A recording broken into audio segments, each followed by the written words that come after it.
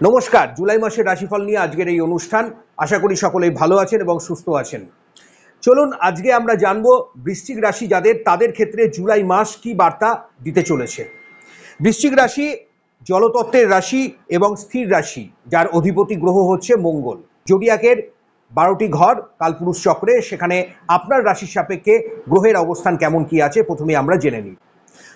দেখা যাচ্ছে আপনাদের চতুর্থ ঘরে রাহু, পঞ্চমে শনি, সপ্তমে শুক্র অবস্থান করছে। আপনাদের অষ্টমে রবি এবং বৃহস্পতি, নবম স্থানে বুধ এবং দশম স্থানে মঙ্গল এবং কেতু। এবার মেজর পরিবর্তনের মধ্যে দেখা যাবে 13ই জুলাই শনি মহারাজ রেট্রোগেট অর্থাৎ বক্রগতি লাভ করবে।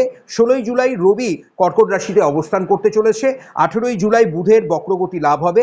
26শে জুলাই শুক্র মিথুন রাশিতে প্রবেশ করবে এবং 28শে জুলাই দেখা যাবে মঙ্গল, যা আপনাদের দশম ঘর থেকে সে একাদশ ঘরে অবস্থান করতে চলেছে।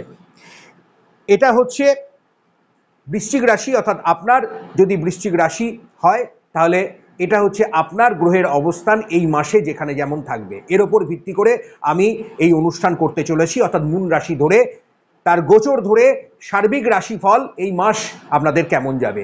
এটা একটা সার্বিক রাশিফল, এটা থেকে আপনি কিছুটা আভাস পাবেন, কিন্তু পূর্ণাঙ্গ জন্মছক দেখে তারপর সম্পূর্ণভাবে ফলাদেশগুলো আমরা বলে থাকি, সেখানে প্রতিটি বিষয়কে আরো সূক্ষ্মভাবে দেখতে হয়। তাই এই অনুষ্ঠান একটা সার্বিক রাশিফল, কিছু ক্ষেত্রে হেরফের হলেও হতে পারে। এবার বলবো বৃশ্চিক রাশির স্বাস্থ্যের জায়গা কেমন থাকবে। দেখুন, বৃশ্চিক রাশির এখানে নবম স্থানে বুধের অবস্থান এবং অষ্টমে আপনাদের রবি এবং বৃহস্পতি। এখানে অষ্টমে রবি বৃহস্পতি থাকার ফলে বৃশ্চিক রাশির ক্ষেত্রে স্কিন ওরিয়েন্টেড কিছু সমস্যা, নেত্রপীড়া, এগুলো কিন্তু বাড়তে পারে। এদিকে আপনাকে সজাগতা অবলম্বন করতে হবে। যাদের কাফ অ্যান্ড কোল্ডের প্রবলেম আছে, শ্বাস প্রশ্বাসের কিছু সমস্যা আছে, তারা বেশি বাড়তি সতর্কতা অবলম্বন করবেন। মাসের দ্বিতীয় সপ্তাহ থেকে সময়টা ধীরে ধীরে আপনাদের জন্য ভালো বার্তা বহন করবে। অর্থাৎ 16 তারিখের পর থেকে সময়টা দেখবেন ধীরে ধীরে আপনাদের ক্ষেত্রে স্বাস্থ্যের দিক থেকে আপনারা কিছুটা হলেও ভালো ফলাফল পাবেন। যারা অপারেশন করবেন চিন্তাভাবনা করছেন, তারা অবশ্যই দ্বিতীয় সপ্তাহের পরে আপনারা চিন্তাভাবনা করুন, সেটা আপনাদের জন্য অনেকাংশে ভালো হবে। এবার চলে আসি যারা বিদ্যার্থী আছেন তাদের জন্য সময়টা কেমন যাবে।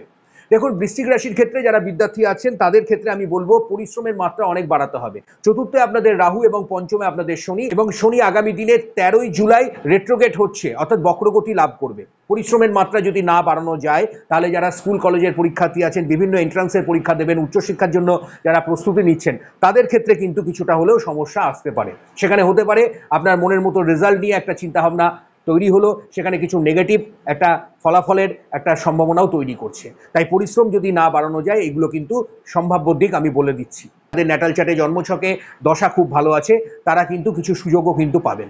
16 তারিখের পর থেকে সময়টা ধীরে ধীরে দেখবেন অবশ্যই অনেকাংশে ভালো হতে থাকবে।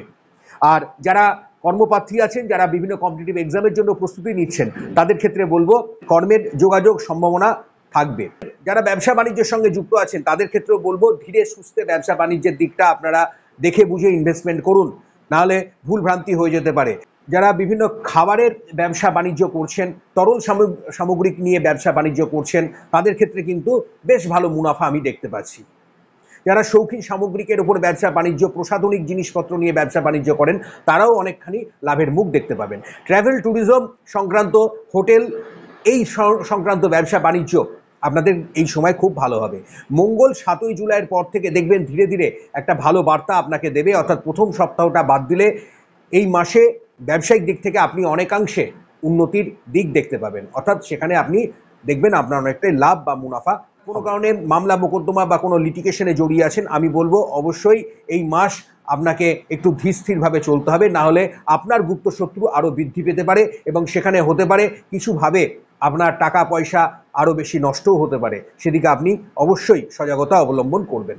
এবার চলে আসি আপনাদের ধনস্থানের দিকটা কেমন হবে। দেখুন, এই মাস মাঝারি প্রকারের যাবে, অর্থাৎ বৃশ্চিক রাশির ক্ষেত্রে কিছুটা হলেও ব্যয় হবে। পরিবার পরিজনকে নিয়ে এবং স্বাস্থ্যের জায়গায় অনেকাংশে ব্যয়ের সম্ভাবনা বাড়িয়ে দিচ্ছে, তাই এদিকে অবশ্যই বাড়তি সজাগতা অবলম্বন করবেন। কোনো জায়গায় যদি ঘুরতে যাবেন, ভ্রমণে যাবেন, সেখানে কিন্তু আপনাকে দেখে শুনে যেতে হবে। যানবাহন থেকে ভয় ভীতি, রক্তপাত এগুলো কিন্তু আসার সম্ভাবনা আছে।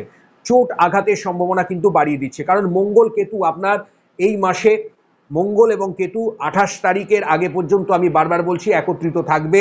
28শে জুলাই মঙ্গল একাদশে যতক্ষণ না আসছে ততক্ষণ এই সম্ভাবনাগুলো কিন্তু থাকছে, অর্থাৎ ছোটোখাটো চোট আঘাত, রক্তপাত, মানসিক একটা ক্লেশ, উদ্বেগ এগুলো কিন্তু আপনার বৃদ্ধি পেতে পারে। সেখানে ব্যয়ের জায়গাটাও বাড়তে পারে, সেখানে আপনাকে নজর রাখতে হবে, সতর্কতা অবলম্বন করতে হবে। এবার চলে আসছি দাম্পত্য দিকের জায়গাটা কেমন থাকবে। দেখুন এই মাসে দাম্পত্য দিক অবশ্যই খুব ভালো আছে। পরিবার পরিজনের সঙ্গে আপনার সম্পর্ক ভালো থাকবে। দাম্পত্য রিলেশনশিপ স্বামী স্ত্রীর মধ্যে আপনাদের এই জায়গাটাও অনেকাংশে ভালো হবে। যারা সন্তান নেবেন মনে করছেন তাদের ক্ষেত্রেও আমি বলবো বেশ একটা ভালো শুভ বার্তা, বাড়িতে মাঙ্গলিক শুভকর্মের একটা যোগাযোগ আপনাদের বৃদ্ধি পাবে। বিবাহের ক্ষেত্রেও কিন্তু যোগাযোগগুলো আসার সম্ভাবনা বাড়িয়ে দিচ্ছে। যারা কোনো কারণে অলরেডি মামলা মোকদ্দমা লিটিগেশন, কোনো ডাইভোর্সের কোনো সমস্যায় আছেন বা এই ধরনের কোনো ফ্যামিলি ওরিয়েন্টেড কোনো ঝামেলায় জড়িয়ে আছেন, সেখানে আমি বলবো দ্বিতীয় সপ্তাহ 16 তারিখের পর থেকে সময়টা ধীরে ধীরে দেখবেন আপনাদের অনেকাংশে একটা ভালো দিক, ভালো টার্ন নিতে শুরু করবে। আর যদি আপনার জন্মছকে কোনো নেগেটিভ কুপ্রভাবযুক্ত গ্রহের অবস্থান থাকে তাহলে অবশ্যই আপনার উচিত ভালো জ্যোতিষ পরামর্শ গ্রহণ করে এই জায়গাগুলোকে যতটা পারবেন তাড়াতাড়ি রেকটিফাই করবেন। কারণ এই সময় দেখা যাচ্ছে মঙ্গল এবং কেতু আপনার জন্মছকে দশম স্থানে থাকার ফলে পিতার স্বাস্থ্যের দিকে বেশি করে লক্ষ্য রাখতে হবে। পিতার জন্য কিছুটা দুশ্চিন্তাও আপনার আসার সম্ভাবনা আছে, এদিকে আপনি অবশ্যই সতর্কতা অবলম্বন করবেন। প্রেমিক প্রেমিকা আছেন তাদের ক্ষেত্রেও আমি বলবো সময়টা খুবই ভালো আছে। আপনি আপনার পার্টনারের পুরো সাপোর্ট পাবেন এবং একটা কোয়ালিটি টাইম আপনারা দেখতে পাবেন। সেখানে দেখা যাবে আপনাদের যে বন্ডিং, আপনাদের রিলেশনশিপের জায়গাটাও কিন্তু খুব ভালো হচ্ছে। তবে মনে রাখতে হবে পঞ্চমে শনি আছে, কিছু ক্ষেত্রে প্রথম দুটো সপ্তাহ আপনাকে সজাগতা অবলম্বন করতেই হবে, প্রথম দুটো সপ্তাহ। তারপর ধীরে ধীরে সময়টা তুলনামূলক আপনার ক্ষেত্রে ভালো হবে। যারা বিদেশ যাবেন বাইরের যোগাযোগ আপনাদের ভালো হতে চলেছে এই মাসে। সেখানে আপনারা অনেকাংশে দেখবেন এতদিন যে আটকে থাকা জায়গাগুলো হচ্ছিল না সেটা ধীরে ধীরে হবে। দ্বিতীয় সপ্তাহ আপনার জন্য এই হিসাবে খুবই ভালো।